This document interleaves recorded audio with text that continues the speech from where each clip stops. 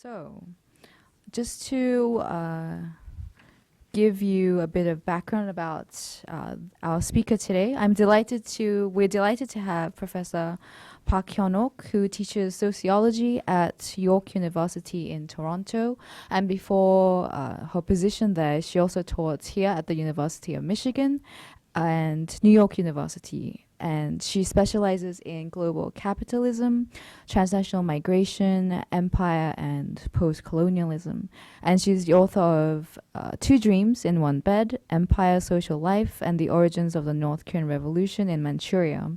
Her talk today, though, will be on her relatively recent book titled The Capitalist Unconscious, From Korean Unification to Transnational Korea, which was published by Columbia University Press in 2015 and based on her extensive archival and ethnographic research in South Korea and China. So please join me in welcoming Professor Park.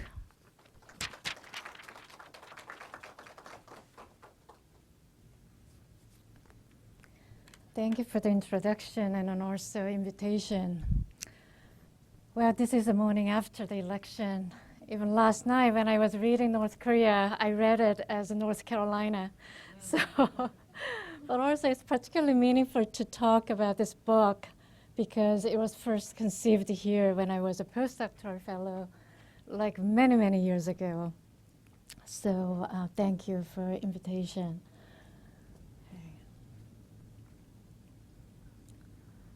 These photos of family reunion in 2010 captured unspeakable tragedy, the human tragedy, right? The bolstering kind of national unification as a normative task. But also there are other kinds of family unions that are hidden as well. Another form of a family union is a family union mediated by Korean Chinese brokers, kind of in secret ways. You know, the South Korean families, for instance, receive like letters out of blue after like, 5 decades. And with some photos and some kind of information that only family members know, like a child name, back like childhood, for instance. And so the importance of Chinese brokers, and they arranged the secret meeting in Yanji, the border, maybe hours, like 8 hours and 9 hours, maybe 2 days. And another unknown family union that the book talks about is the migration of North Koreans from the 1960s from North Korea. And they stayed in China because they were caught in the Cultural Revolution.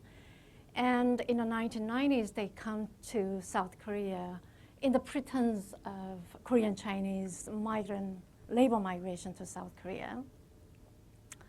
And their struggle to become recognized as a 탈북자 or 귀순자 in South Korea are quite, raising this question about Korean unification as a historical question. Why 1960s 탈북자 cannot be recognized as a 탈북자 or even 귀순자? These migrants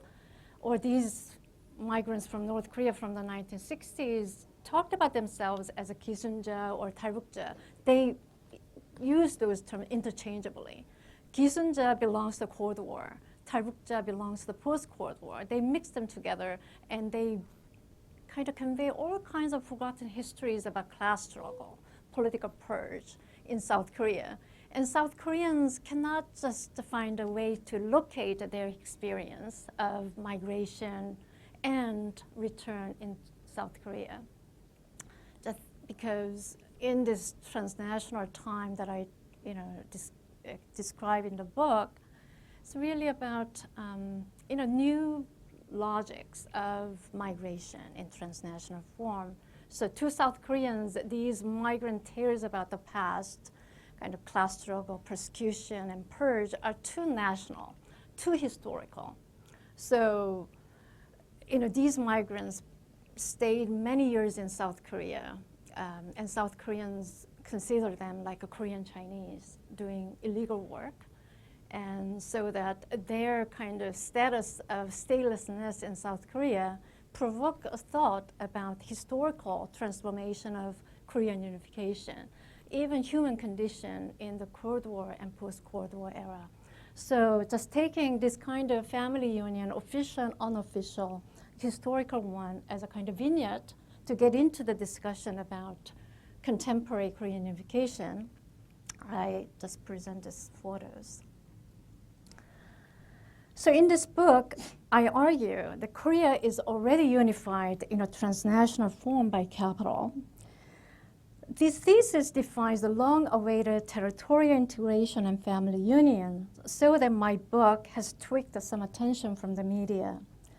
The Guardian newspaper asked me to write an opinion ad summarizing the book last year. They thought that I argue North Korea is finally brought into the world of capitalism, and capitalism is finally won in the Korean peninsula, the last outpost of the Cold War. However, the book is not about such a buoyant picture at all. The book is rather subversive. The book draws on variety of the method, from reading archival sources and ethnographic interviews to the readings of films, literatures, and photographs. I will save those ethnographic details, everyday stories, and historical tales for your own discovery in the book. Here today, I'm going to give you an overview, more like a skeleton of the book, more like a conceptual skeleton of the book. So 3 points are that the main thesis in the book, and also I'm going to highlight here in this talk. The first, Korean unification as a historical and social question, not a normative question of ethnic, national, territorial unity. Second point is about the current mode of Korean unification as a transnational Korea. This transnational Korea arises from the global restructuring of capital in East Asia and the mediation of the latest democratic politics. And thirdly, I'm going to explain about possibilities. What are the possibilities can we imagine? A new form of unification, a way out of neoliberal capitalism. So Korean unification as a historical question. The subtitle of this book is From Korean Unification to Transnational Korea.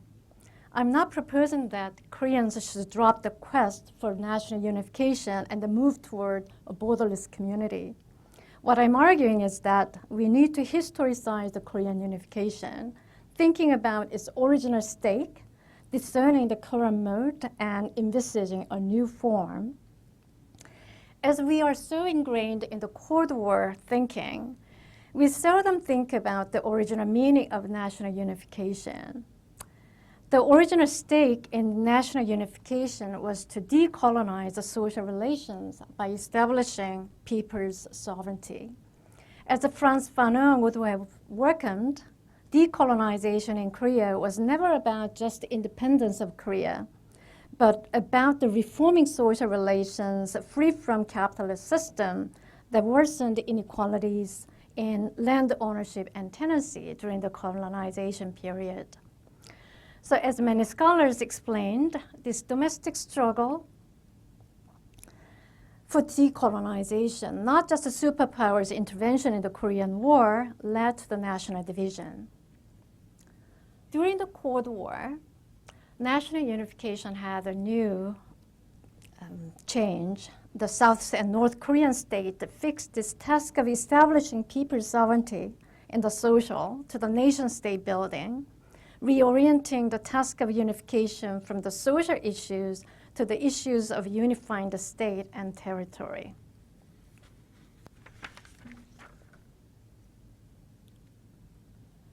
The mode of Korean unification has a radical makeover in the post-Cold War era. The post-Cold War era is marked by the sea of changes in East Asia around the world, such as the demise of socialism as an utopian idea, the advance of neoliberal capitalism, and the increase of transnational migration. These changes are accompanied by the equally momentous paradigm changes in academia and also social activism, such as the shift from class to sovereignty, Not to mention the shift from emancipatory politics like Minjung movement to identity politics for the last 15 years or so, and the growing interest in historical memories. It's like we are at the end of history, so the people are just a lot about the contemplation about the history and historical memories. Transnational Korea that I observe in this book has emerged from this assemblage of historical and paradigm changes. So what is key to the critical examination of the transnational Korea is to recast this articulation of the historical and paradigm changes. My analytic angle is look at the centrality of capital and its history. And this, so that this axis of analysis in the book is not so much between ethnic sovereignty and nation-state formation as between global capitalism and modern sovereignty.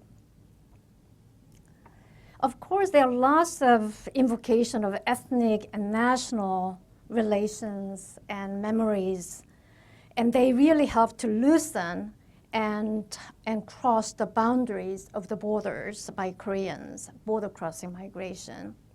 But these reconfiguration, even resignification of ethnic and national relations are taking place under new global restructuring of capital. They changes democratic politics, they changes the idea of the people's sovereignty. So here, the conceptual undercurrent is the people's sovereignty. People's sovereignty, how it was imagined in the colonial time and Cold War and then the post-Cold War era. And why we have to bring this question of global capitalism into the analysis. So Korea is already unified in a transnational form by capital. If this has anything provocative point, it illustrates the potent power of bringing in global capitalism into the analysis of nation-state formation and national unification and the relations between nation and diaspora. Some scholars approach transnationalism as an inquiry of space and culture, like taking a city as a transnational site. Instead, I focused on uneven exchange of capital, labor, and ideas that connect different localities, especially here, South Korea, North Korea, and Korean Chinese community. And this, the network that is created by the exchange of capital and labor and ideas is particularly important in understanding the structure of transnational Korea and why Koreans in Japan and the former Soviet Union are not visible, because they are not part of this capitalist network and they are not part of this capitalist democratic politics. So Koreans in Japan and Koreans in Russia, very instrumental during the Cold War era in the rivalry between South and North Korean state, and they occupy a very marginal place. So the structure of transnational Korea is quite uneven and hierarchical. And the Korean Americans and Korean Chinese occupy very different positions there. Like Korean Americans occupy very privileged position, enjoying de facto citizenship in South Korea. And Korean Chinese, they are even excluded from this category of overseas Koreans on the ground that they migrated to China before the foundation of South Korean state in 1948. So a lot of debates about who are the members of Korean nation, this kind of long distance nation or transnational Korea in the post-Cold War era. What should be the criteria for the ethnic members and the citizenship and belongingness?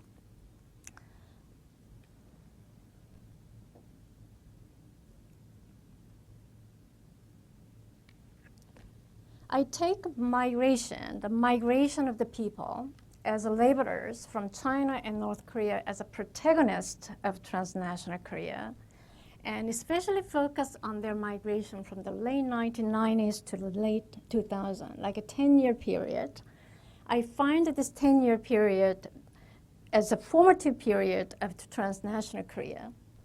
The border crossing migration of Koreans from China and North Korea were very regularized, and their rights and identities were debated, in the new democratic politics in South Korea and also around the world through the NGOs' participation and the participation of the US as well.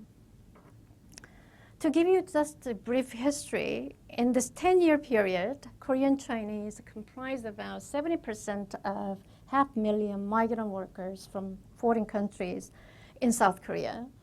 This is the beginning of Korean Chinese dependency on the labor migration to South Korea for their living in Northeast China that continues today in a far more civilized way.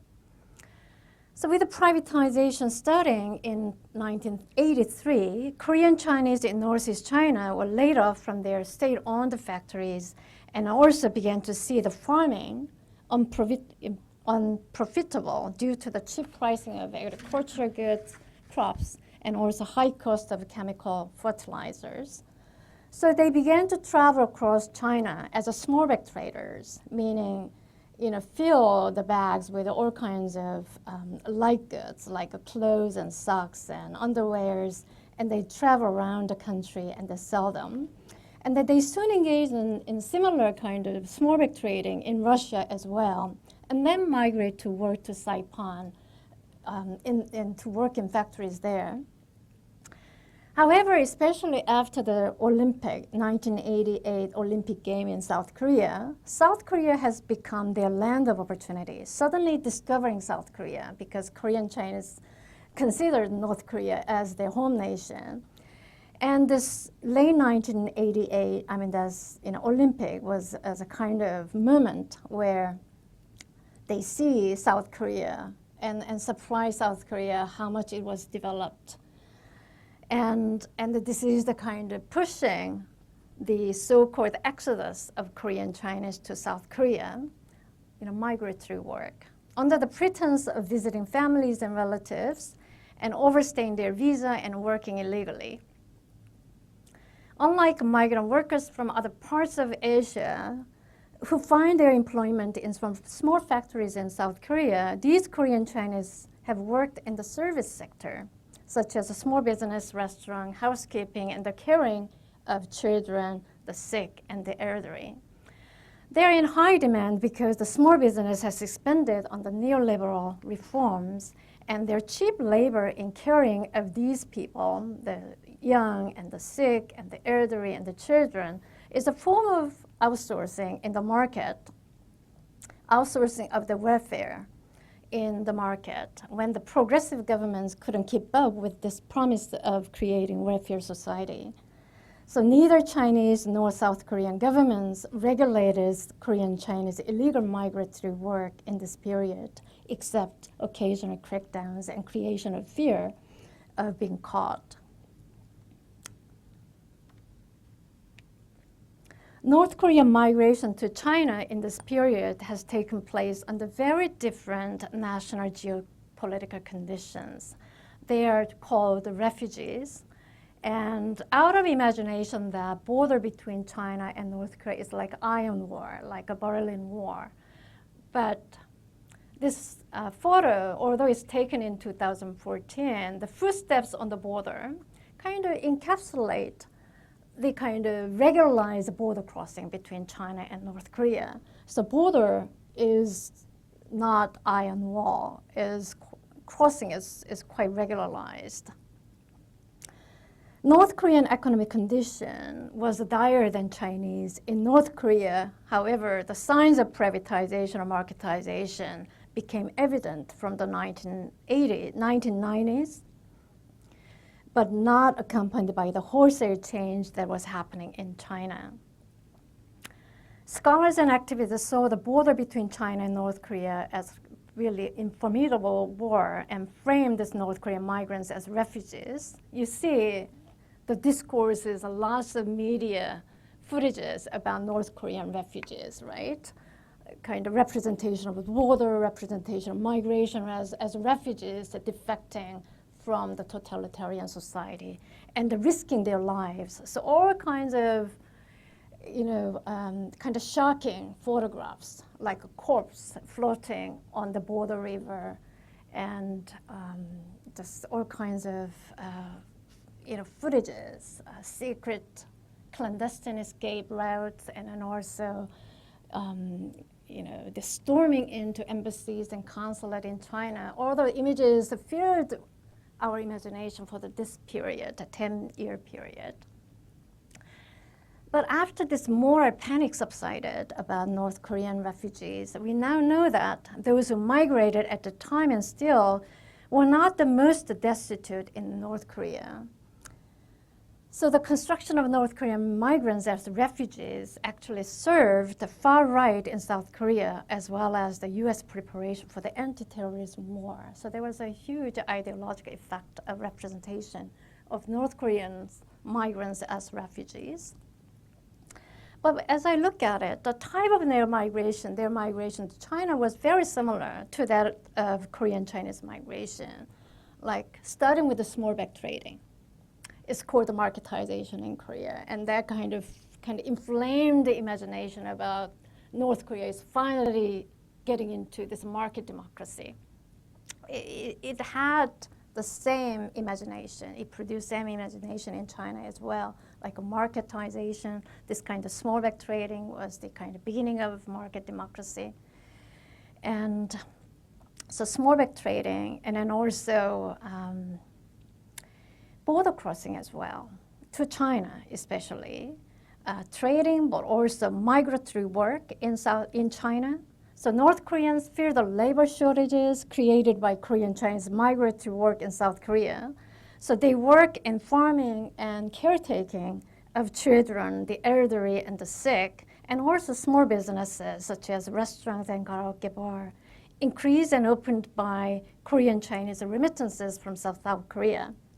And also, undocumented North Koreans in China work in the factories owned by South Koreans in Shandong province as well. This North Korean migration is largely unorganized and even unregulated by the state on both sides of China and North Korea, except occasional high-profile crackdown. It is contrasted to the North Korean state organized labor migration to Russia in the 1990s and still, where they work as contract laborers in the logging and mining industries under official contracts from the 1990s. And the migration of North Koreans to China is quite regularized, rather by bribes.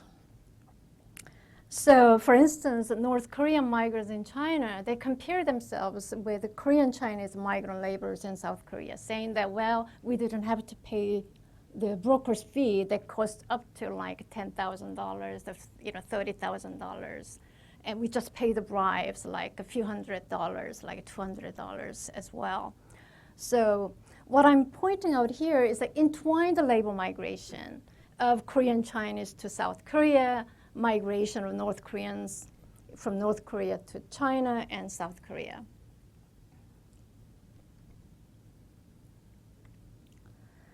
So despite this entwined labor migration of Korean Chinese and North Koreans, this interconnection was ignored by the inquiries of their rights and identities by activists, scholars, and policymakers, not to mention the media.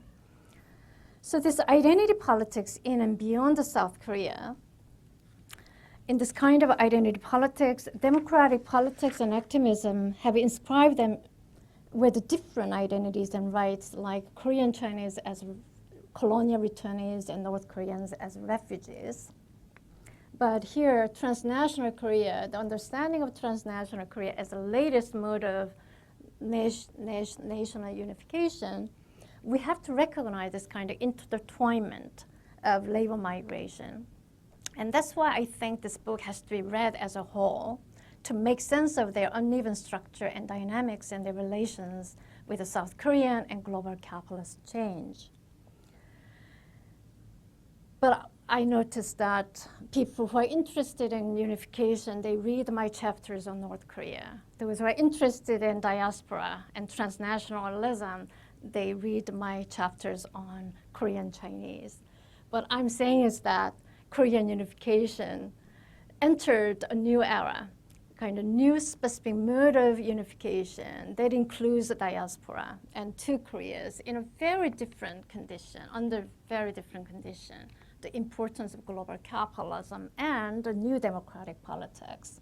So the challenge is to read the book 4 chapters, 8 chapters together. It has quite a history as well, quite anthropological, ethnography as well, and interviews. But also the challenge here in giving an overview of the book, it's impossible to give you everything, right? Give you an overview of 8 chapters. So I'm going to quickly go over about reparation politics that represent Korean Chinese as colonial returnees, because this is a case where decolonization, the original task of national unification, has a new radical makeover.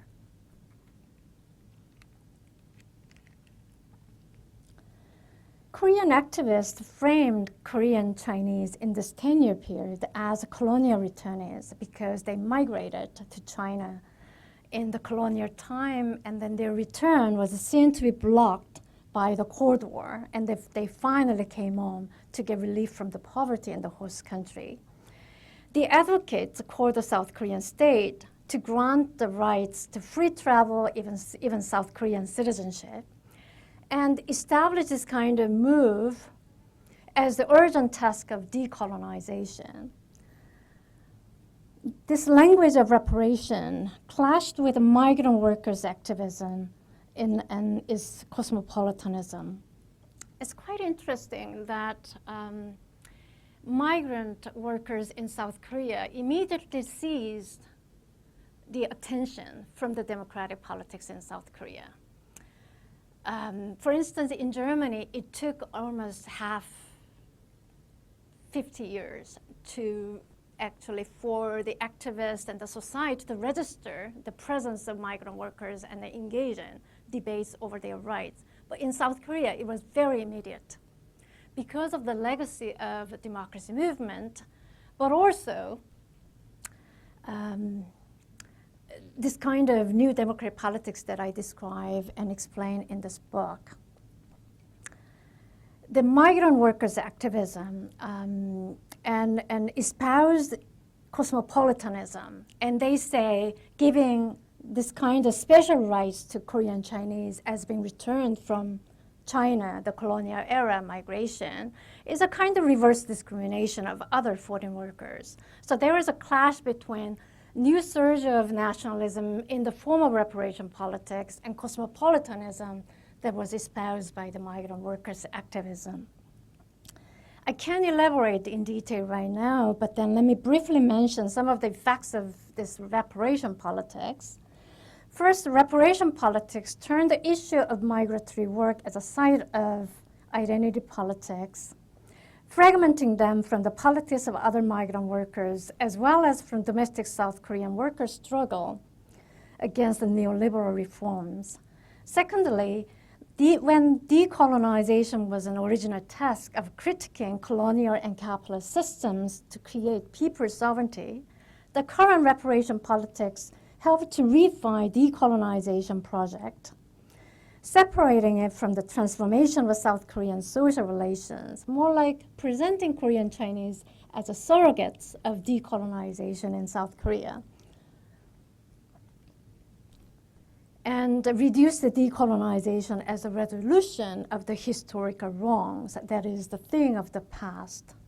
This reparation politics is oblivious of the fact that Korean Chinese cheap labor maintained this contradiction between political democratization under progressive governments like Kim Dae-jung government and Roh Moo-hyun government, and their institutionalization of neoliberal reforms that deepen socioeconomic inequalities and put on hold this welfare society.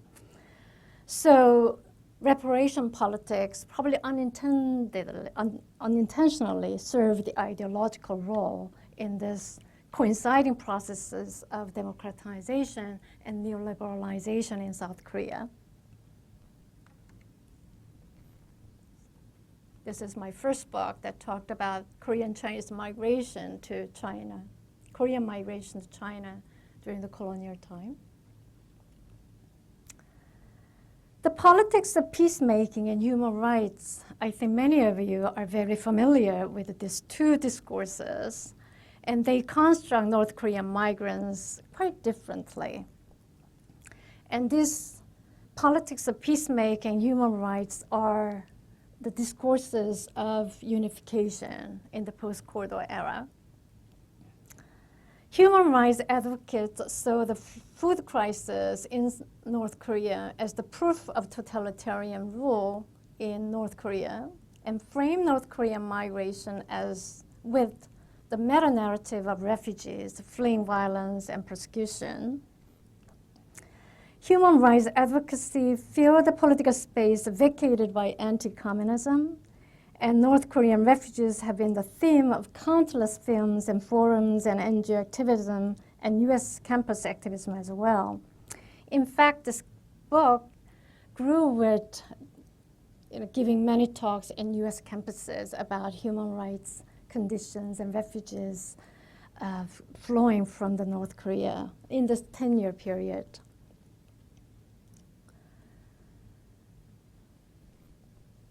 However, North Korean human rights advocacy was quickly seized by the new right in South Korea and the US anti-terrorism and their partnership in the preemptive war against the rogue state, or threatening the preemptive war, threatening North Korea with this kind of threat, right? After the United States declared the North Korea as a rogue state, that's early 2000s, and the US Congress passed the North Korean Freedom Act in 2003 and the North Korean Human Rights in 2004. And testimonies of North Korean refugees on human rights violations in North Korea were very instrumental in the process of this creation of North Korean migrants as refugees, this representation, this kind of iconic images of North Korean migrants as refugees. Both acts aimed at supporting Korean unification under a democratic government in North Korea, improving North Korean human rights by installing the rule of law and the market system there as well. In contrast, as well known, the Sunshine Policy toward North Korea that was initiated by Kim Dae-jung government and succeeded by Roh Moo-hyun government. This policy of engagement with North Korea was the signature policy of the progressive governments.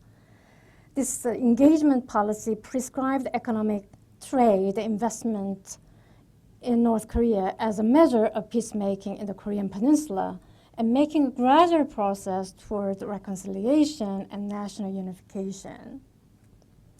So in this engagement policy, the so-called North Korean refugees are temporary migrants escaping the food crisis in North Korea, and peacemaking strategy ascribed the North Korean food crisis not to the regime's socialist and despotic structure, but to a litany of circumstances like natural calamities, the abrupt end of oil subsidies from China and Soviet Union, and decades of US economic embargo and the increase in military spending in North Korea due to the clashes with the US over nuclear development.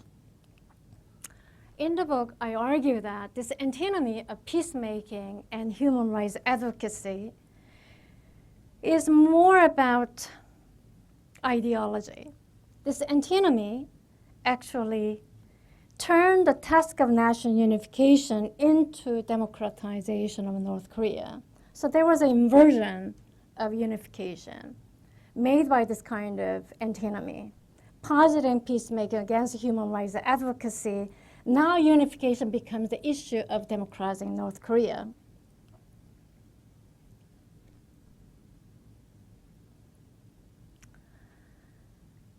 My book presents that this politics of democratizing North Korea was and is indeed more about South Korean crisis than about North Korea.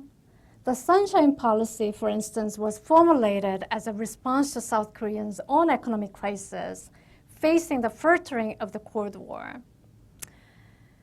According to Kim Dae-jung, even before he became president, he outlined this kind of vision in very neat fashion. So Kim Dae-jung, the architect of Sunshine Policy and Engagement Policy, he said the political military wars of the Cold War era have been replaced by today's economic hot wars. in which economic powers are armed with free trade policies and economic regionalism. And he reasoned that economic cooperation with North Korea is an absolute necessity for South Korea to survive in the Korean economic hot wars. So, and this kind of vision about turning North Korea as a kind of outpost of South Korean economic crisis resolution was echoed by economists and also capitalists, policymakers, even activists. There was a concerted kind of agreement about this measure.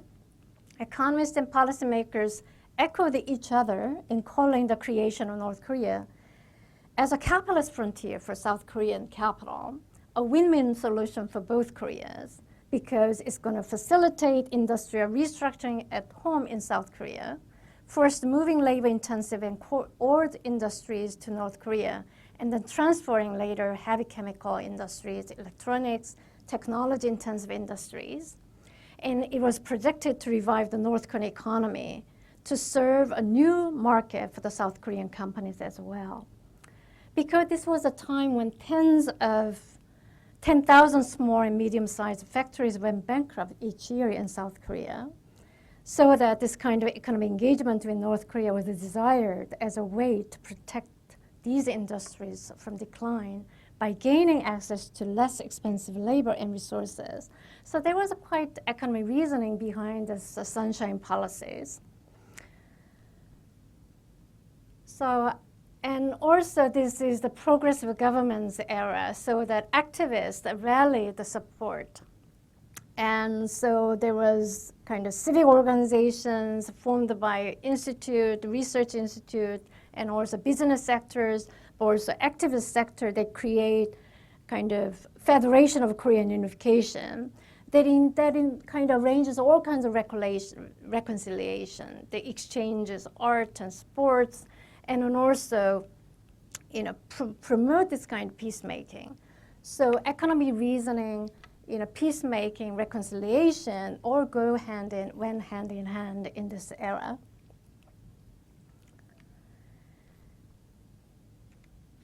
Human rights advocacy in North Korea. This is also is a case where many different groups and sectors in South Korea made a consensus about neoliberal capitalism. And here, the condition was the crisis in South Korea. For instance, the leading moderate and far-right activists who advocated North Korean human rights and advocated regime change in North Korea, they are the kind of very leftist, far-left activists from the 1980s. And their political conversion from their socialist pro-North Korean standpoint of the 1980s democracy movement illustrate their response to the crisis facing South Korea at the time, and also around the world. And this human rights advocacy was actually fostered by many organizations. One of the organization, NGOs, is a Buddhist organization called the Good Friends, like Joonbatto. And this Good Friends became the largest Buddhist NGO in the late 1990s in South Korea through the work on North Korean refugees in China. Its leaders said, unexpected witnessing of North Korean refugees in China brought a kind of political conversion, meaning we have to stop looking at North Korea as a kind of model of national independence. We should depart the ideology and looking into reality, that is refugee crisis and crisis in North Korea, that is a human rights crisis.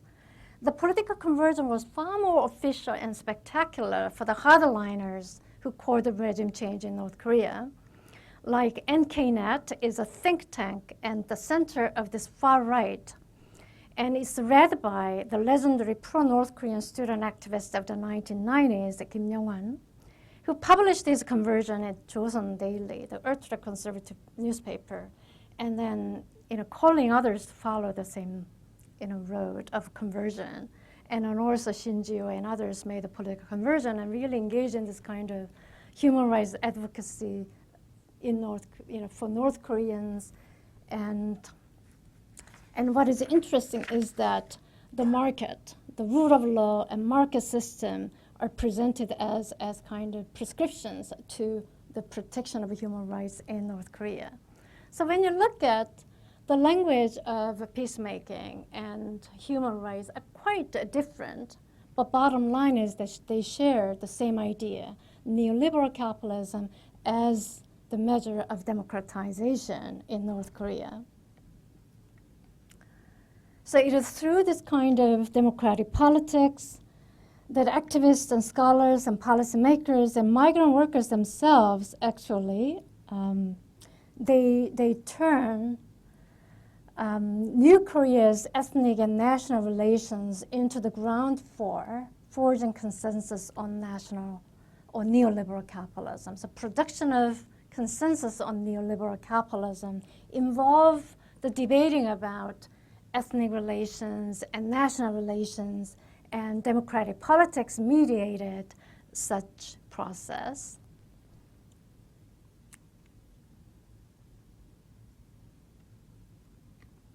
So here, kind of switching the gear, so what's then alternative to the current mode of unification? So if the transnational Korea has been progressing under the neoliberal capitalist system, then what is an alternative? Right.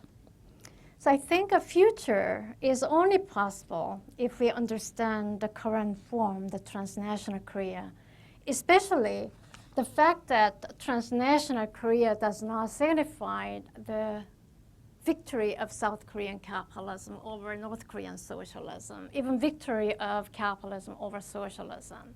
So in the book, I presented that transnational Korea, the consequent labor migration, has taken place in the crisis of each Korean community. North Korean crisis, crisis in Korean-Chinese community, crisis in South Korea, so that there's some measures of privatization, deregulation are taken in each communities as a response to their own crisis. So kind of simultaneous crisis and asynchronous move toward neoliberal capitalist measures in all involved Korean communities.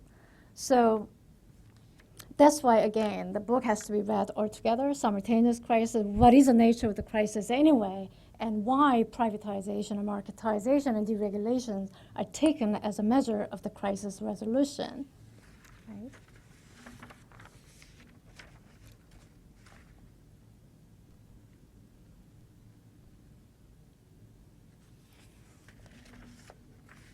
So in a way, beyond the study of Korean unification, in the post-Cold War era, this book is a study of crisis.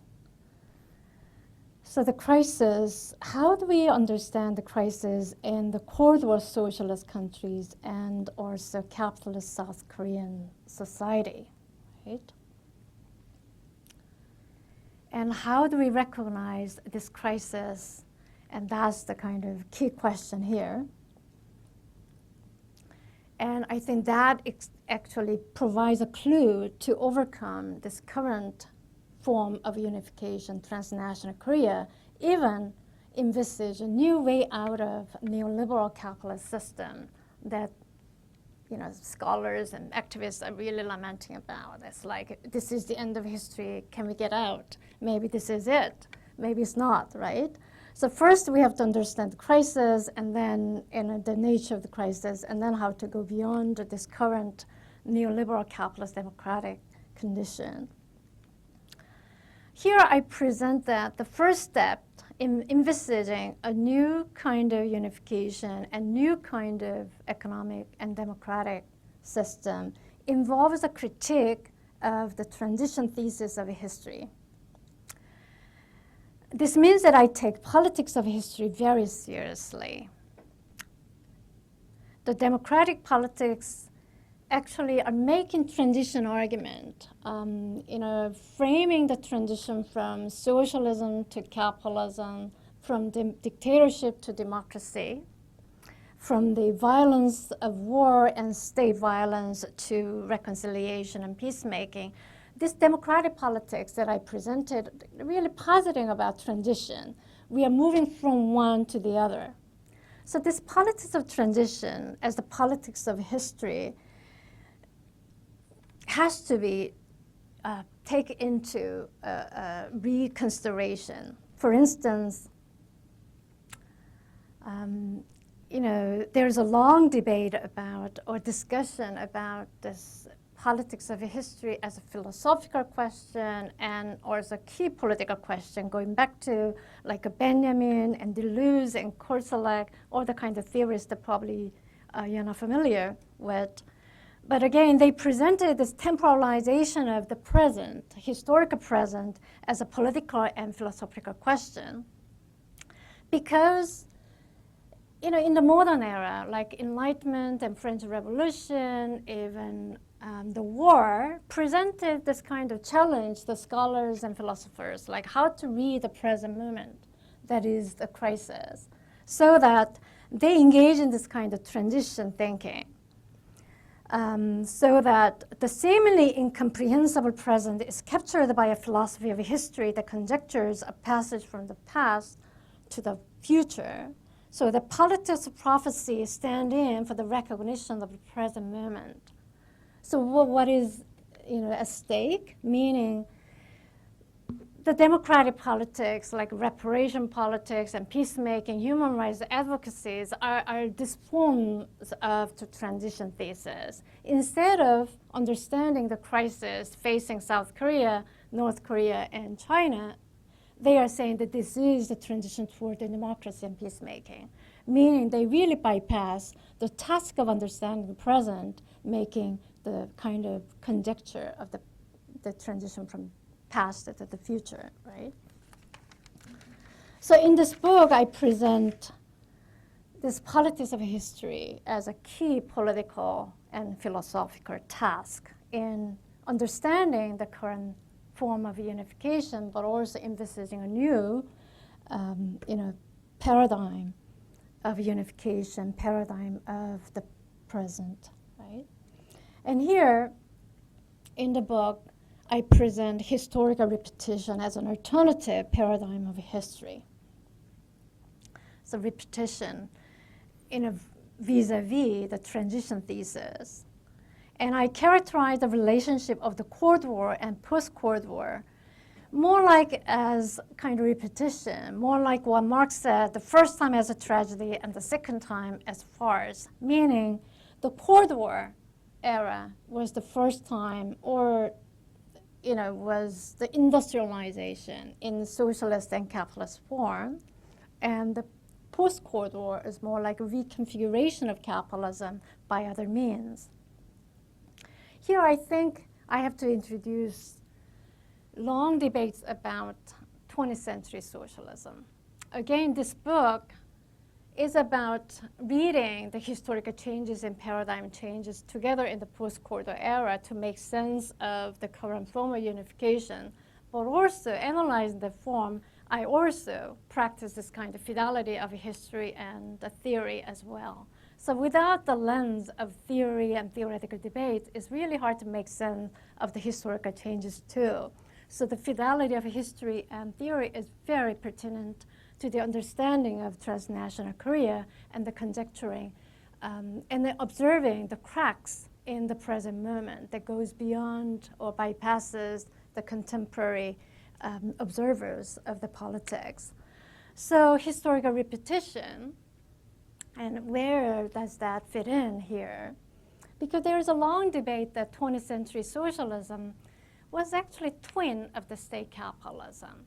So meaning that 20th century socialism was an idea that arose out of the crisis of capitalism, and that idea was practiced in the material conditions where underdevelopment was prevailing condition.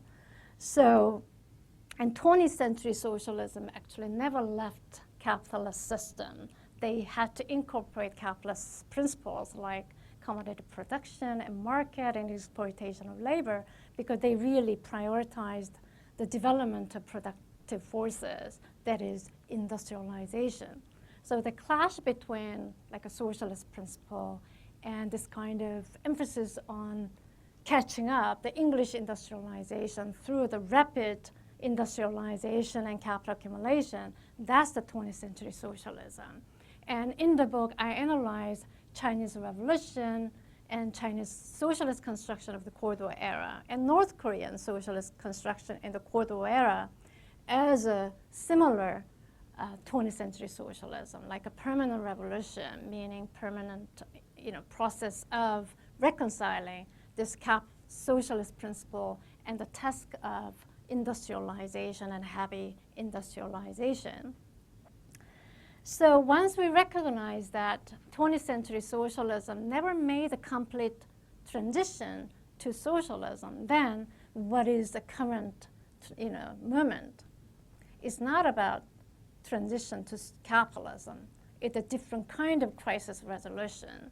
So in the book, I present that the idea or policies of privatization and marketization and deregulation that has been adopted in China and North Korea in different measure are the crisis resolution, the latest resolution of the crisis they have been suffering that China and North Korea suffered. So I provide a new interpretation of Chinese socialism in the Cold War era from the Korean minority perspective. And also I provide political economic analysis of North Korean socialism during the Cold War era. So what's seen as marketization or market democracy and all kinds of imagined the notion of rupture in North Korea actually is not a rupture. It's taking place within the structure, industrial structure, organizational structure that has been laid out from the early 1960s. And so that there is a kind of repetition of the measures to reconcile the socialist principle and industrialization. And the North Korean migration from North Korea to China and to South Korea has to be taken, has to be explained in this continuous reinforcement of industrial structure and socialist construction. And in recognizing that the state of 20th century socialism and the present moment, we can actually arrive at a new understanding of this periodization of Cold War and post-Cold War, not as a rupture, but as a continuity,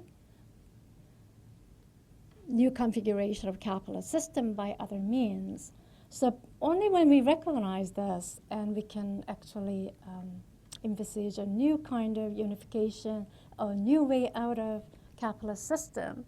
And in the book, I present kind of, a different kind of historical repetition, the analysis, different analysis of historical repetition in the form of memories. Migrant laborers from China and North Korea, they engage in lots of memories drawing from colonial era, from the Cold War era. So the notion of historical repetition takes also different scale and different level as well. So like ethnographic narratives and details about their migration. It's like North Koreans are saying that I didn't have to come to China and South Korea, but I did. That kind of prose of the migration. And Korean Chinese migrants saying that this is the Chinese Cultural Revolution. They said that in South Korea when they're working illegally in South Korea. So we have to see the historical repetition at the structural level and then also at the level of politics of history on the part of migrants. And the book illustrates the potent power of this kind of intervention in the periodization of history, because they challenge this democratic politics transition thesis. We are moving toward kind of progress, moving toward the future, and migrants are really challenging, borrowing the language from the past, colonial and Cold War past, and making sense of the present as a kind of intervention into democratic politics and giving the voice to their experiences. So, thank you.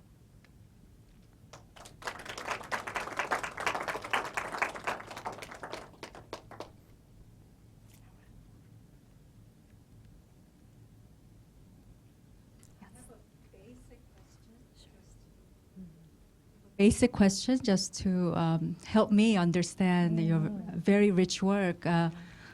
Obviously, it's an overview of an entire book that has to be read in its entirety. So I think there was some effort that I had to make in order to try to anchor my understanding a little bit.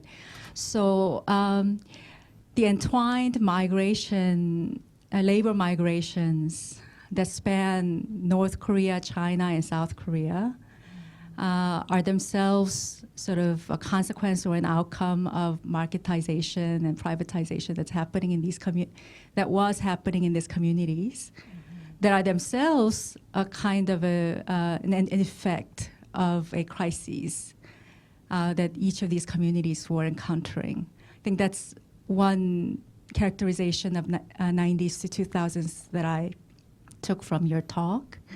So I was just hoping that you'd be able to give us some characterization of what those crises were in the three communities that you engage with, just as a means of anchoring your talk. And then the second basic question concerns the status of the state in the unification that you talk about. So if transnationally there's already a unification, this is obviously a unification that doesn't prioritize the state. And so because we're so familiar with unification that's understood primarily in terms of state actions, does the state have a role in the new unification that you envision? If so, what? So those are the two sets of questions that I have. It's a big question, right? So what is a crisis in these communities, right?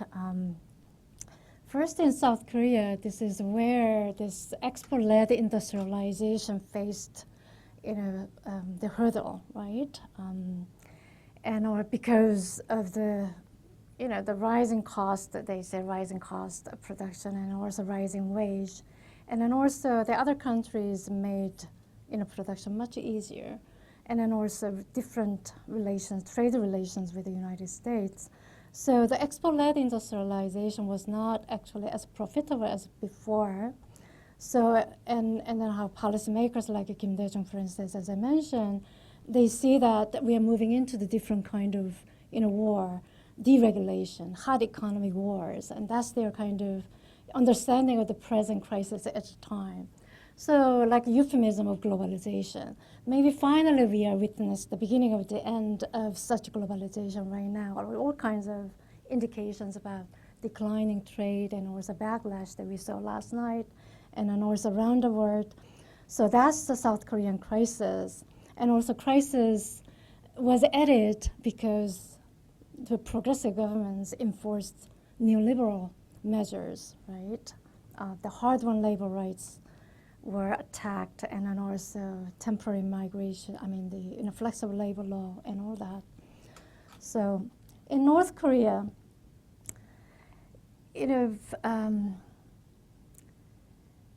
scholars pointed out that this kind of periodization, like now from 1970s until 1980s, is like a period of socialist consolidation in North Korea, and the 1990s is the phase of crisis. And that's why the marketization and some form of privatization, like guaranteeing some kind of private property ownership of the certain means of production, like farming tools, even housing was sold in the market as well. So, my book challenges kind of periodization, consolidation, and then, crisis. Because if you look at, for instance, hard data about their economic development plan, always development plan, the achievement of like a 3-year, 5-year development plan, always delayed several years, except except the late 1950s. So continuous delay in accomplishing their set goals about economic development, like that is industrialization. And on a different kind of scale of crisis, meaning I think here we have to go back to 1950, the end of 1950s, the condition under which the Kim Il-sung rose power. You know, in Korea, when they speak about Juche ideology, they talk about political factional struggle. But I think what is unknown or relatively unknown, ignored, is the debate about the social formation. What's the current condition? Is it bourgeois condition? A bourgeois stage of history? Is a socialist stage of history? So there is a kind of debate in the political circle whether they have to push for balanced economic development. And Kim Il-sung argued that no, we accomplished socialism by collectivization, and we have to move toward industrialization. Industrialization is the only way to consolidate socialist principle of economy. So the book discusses this kind of, how they debate, the intense debate about the accumulation and distribution, accumulation versus consumption. And these, Kim Il-sung, because when Kim Il-sung, I think Kim Il-sung's writing is actually policy reports and discussions, because whether he wrote or the scholars wrote really about summarizing their policies. And they reason that this is a time for accumulation. And once we achieve that kind of material situation, then we can actually distribute. And then they say, or also socialism is not about distribution according to need. It's a distribution by work, eating according to the work. It's really about, very similar to the capitalist principle, like the law of value, meaning exploitation is really key for accumulation. And Lenin and then also Kim Jong-il's writing point out that in socialist era, socialist construction, because of an underdevelopment condition, the law of value has to be implemented, but only in the form, not the content. So it's a remarkably similar kind of embrace of the kind of labor exploitation as well. And the North Korea tried to reconcile this kind of incorporation of principles, accumulation first, exploitation of labor, and a commodity production, because you need to provide consumption goods in order to motivate them to work hard, right? So they created particular industrial structure, like a dual industrial structure, for instance, like a state investment in heavy industries, and local government, they have to invest in consumption goods. So it's a dichotomization. And today's marketization since 1990s was taking place in that local industries as well. And then also North Korea implemented this kind of horizontal, not horizontal, the organizational industrial system that is, related industries have to be combined together as a unit. It's a combined enterprise system, like vanillin is the kind of extraction of vanillin that is needed to the making of the textile. And in that extraction of vanillin from the stone, I think, create lots of chemicals. And then those chemicals can be used for fertilization making and the dyeing clothing, dyeing of the clothing as well. So, enterprise system kind of bundle this kind of related, industries together as a unit. And that was a response to this kind of the push for socialist industrialization. And again, the labor, how to really push for mobilization of labor in this, and then reconciling it with a socialist principle of, equality and freedom as well. The crisis, I think, was arising from this kind of clash between principles and the material conditions. So that's what I'm looking at in the book. And in China, I see the crisis from the late 1950s, like a rectification movement, Great Leap Forward, and Cultural Revolution. And I present my analysis of Chinese socialism from very different angle, from the social angle, that is, especially from the Korean minorities' perspective, becoming Chinese, taking up Chinese nationality was never about purely political and nationality question. It was really about social question, that is, how to maintain their land ownership. They work hard for during that, before the liberation, before collectivization. So there are all kinds of languages about dual nationality, even multiple nationality, because Korean Chinese were the members of world proletariat socialism, and then also members of Chinese and members of North Korean socialism. And this kind of multiple nationality debate was settled because of this question, social question, like we have to get Chinese nationality in order to keep this property. And so presenting this debate as a social debate and social question. And however, the crisis that I'm referring, the fundamental crisis of the 20th century socialism manifested in the otherization of Korean Chinese. That is, constantly Koreans were subject to violence as others in the rectification period, and then also Great Leap Forward and Cultural Revolution. So that's what I'm describing, the crisis.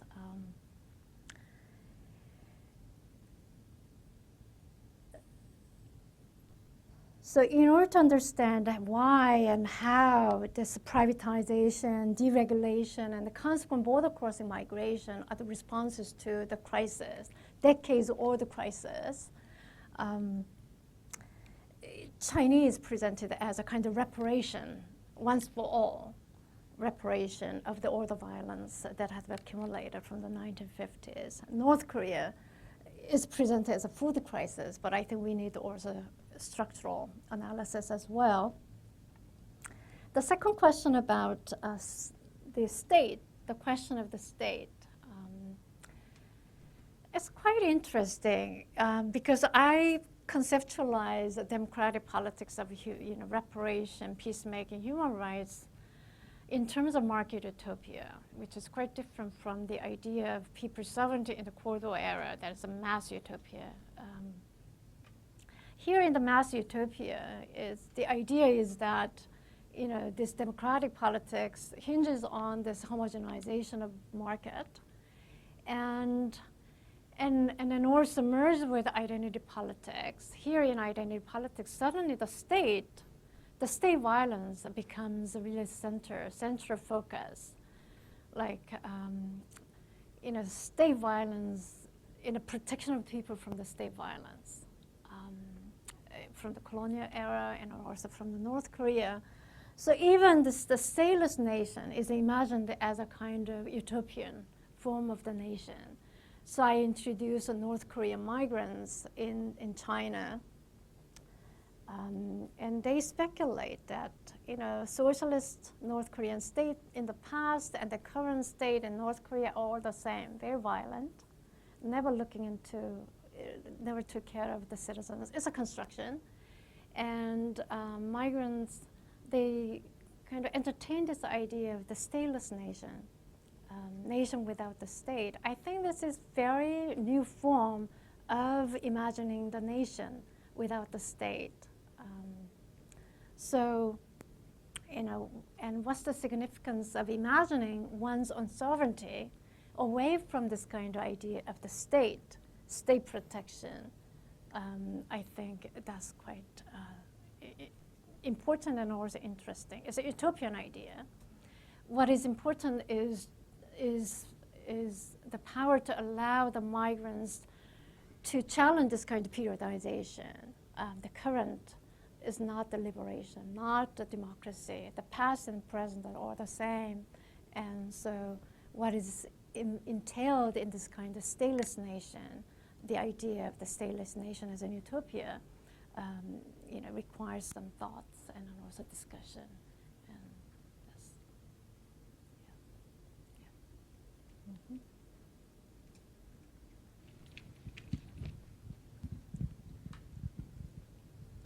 yeah. in the beginning of your presentation, you mentioned that Koreans in Japan is kind of excluded when they imagine kind of unification or like discourse itself. And I was like wondering why was that? Because in Japan, there are like certain number of like North Koreans and they have their own ethnic organization, which is called Soren. And they have a lot of like schools, ethnic schools. And not a few people are advocating for the kind of unification. And so I guess there might be some like flow of the capital, like either as a person or, you know, as like money between North Korea and Japan. So like why, you know, like Koreans in Japan are kind of not really kind of including in this discussion? Is that because there are not really labor migration between those two countries? So like Koreans in Japan, like North Koreans in Japan are not really kind of a main actor in this like construction of, you know, like utopian argument? I think they are kind of left out from this, the transnational Korea that I explore in this book, because they are not part of this capitalist network across the borders. And even, for instance, in South Korea, they are neglected. There are some activists who try to bring the concerns of their historical and present experiences and bring them into South Korean politics, but always at the margin of the politics. And I was, just questioning why. So at the beginning of this project a long time ago, I was really pounding into the question why there is, invisible marginality of Koreans in Japan and Koreans in Russia. Why? And that led me to think about, what's the kind of network that two Koreas and Korean Chinese develop. And Korean Americans are, actually included too, because South Koreans welcomes Korean Americans as a contributor to the Korean nation building.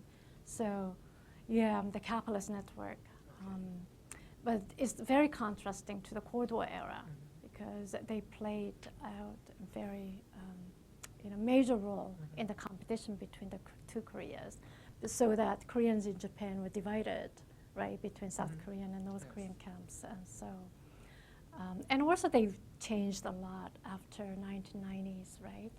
So actually at the beginning of this project, I actually did the fieldwork in Japan too, interviewing North Korean communities, people from the Northern community.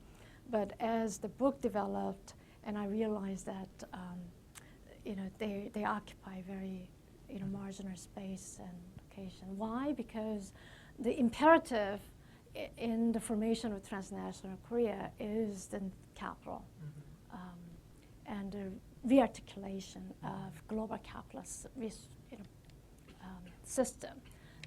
20th century socialist, 20th century military industrialization in South Korea, they engage in very different kind of networks in the post-Cold War era. So, thank you.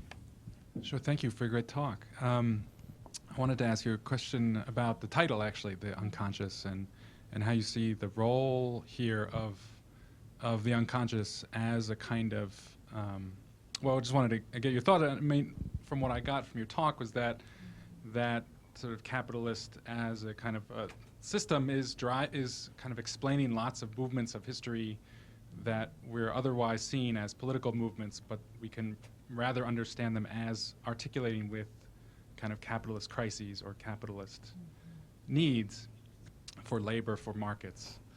For that kind of thing. But I wanted to ask you about how you're understanding the unconscious here, and whether, does that mean that sort of that everyone in this whole kind of Northeast Asian system is operating unconsciously under kind of capitalist, kind of the necessity of capitalism, or are there certain actors in that? Is it the state? Is it the Korean state? Is it American capital? Is it American financial capital? Is it chaebol? Are there any actors who are sort of driving this unconscious system more than others? So I just wanted to get your further thoughts on the unconscious. Right. Capital is unconscious. So I try to discern capitalist logic in democratic politics, right? So the three kinds of democratic politics that I have explored, to what extent capitalist logic operates, conscious or unconscious, they produce a consensus on neoliberal capitalism, like presenting market as a mechanism of peace building and democratization, right? And also, like a lot of discussion about imagining capitalism as democracy is nothing new. It's going back to, again, 17th and 18th century in Europe, and then also it was reenacted in the industry era. So I was interested in what are the kind of current imagination of capitalism as a democracy. So I figured out that this kind of paradigmatic practices of democratic politics in the so-called post-Cold War are actually new kind of capitalist unconscious, has a capitalist logic there, making sense of the present crisis. So in the book, I conceptualize the latest capitalist unconscious in two components. One is socio-political symbolization of capitalism, meaning discursive symbolization as a democracy, and then also corporeal experiences of capitalism that has been mediated by democratic politics, and also futuristic idea about the future of capitalism. And the second component is the historical unconscious, the importance of importance periodization, and how the capitalist crisis in my book, for instance, motivate scholars and activists, even migrants, to engage in this kind of transition, idea of the transition, history as a transition. We are moving towards something, the future. So conceptually, capitalist unconscious is twofold, but also, since you might wonder, what is the location of ethnic and national politics? What kind of languages were there? Lots of interesting display of ethnic and national relations. This neoliberal capitalist and democratic conditions just fire up all the imagination about ethnic and national relations, like a discovery of South Korea as a home nation, and then also how the invocation of colonial family ties between people in China and North Korea, that was also re-embraced. And certainly they actually helped to cross the borders, right? Help the people to cross borders, relying on ethnic charity and ethnic support. But also there is a very paradoxical emotions as well, like a love and hate relations between South Koreans and North Korean, Korean Chinese, between Koreans and North Koreans as well. Intense emotional engagement. Like on the one hand, they really depend on each other in finding work and finding shelters, and North Koreans' dependence. But also North Koreans are saying the Korean Chinese exploit them.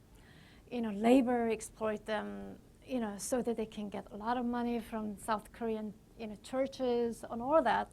So I look at this kind of paradoxical emotional engagement that is waged in ethnic and national terms. And Korean Chinese had such a despise, toward the North Korea too. They said, oh, it's like helping North Koreans is a feeling bottomless pot. It's like they never stop. They are like thieves, and they don't have a morality.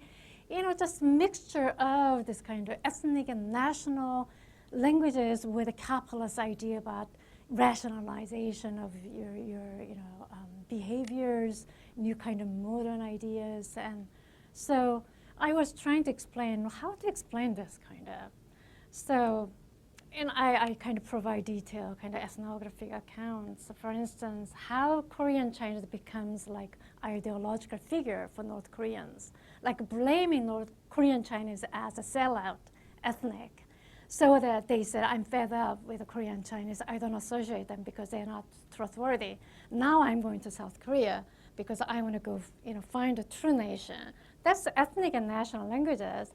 And I present it as a kind of language of commodification, because migration was very much rooted in the marketization in North Korea. And marketization was accompanied with lots of uncertainty, inequality, monopoly of resources in North Korea, as was in China as well. So, as I interviewed the North Korean migrants, a lot of them talked about their experiences in such market trading. They said, I was proud of making money, but then I got lots of money, earned a fortune, and then I lost everything in the wrong investment. That's the kind of language that I hear echoing in China, among Korean Chinese when they go to South Korea, and among North Koreans as well when they go to China and South Korea too. So how this market failure and market uncertainty, it pushed them to find different economic opportunity, kind of keep their capitalist dream alive, and then using this kind of writing on this ethnic and national memories, but also renouncing them, and then the language of search for the true ethnic nation. So I think, ultimately the book is about how capital, global restructuring of capital, fires up new imagination about ethnicity and nation, and even the stateless nation. What is at stake?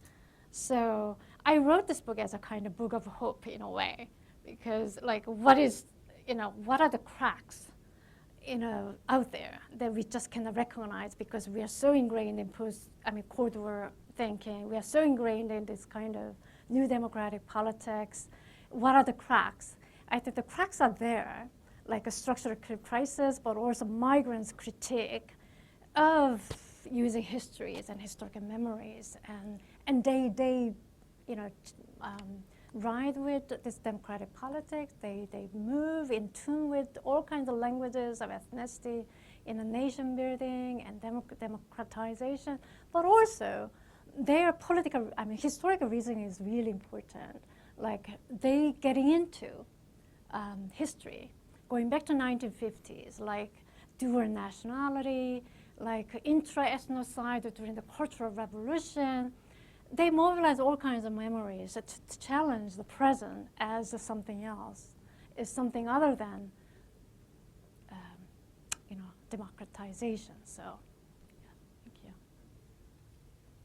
So unfortunately we are out of time, but thank you, Professor Park, for your very interesting lecture, and for the audience for your stimulating questions. Thank you very much.